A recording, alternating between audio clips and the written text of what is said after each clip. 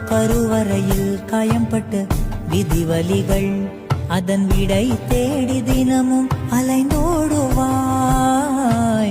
கண்கள் காணா எதிரியை தேடி அலைந்தால் நீ உன்னை நீயே தொலைத்து மனம் வாடுவாய். பாவங்களை எல்லாம் அந்த கங்கை கொண்டு போகும். குற்ற உணர்வாலே மனம் இன்னும் கொஞ்சம் வேகும். இன்று உன்னை அணிகின்ற புத்தம் புது மாலை ஒரு நாளைக்குள் வாடிவிடும். நடப்பதை யார் அறிவார்?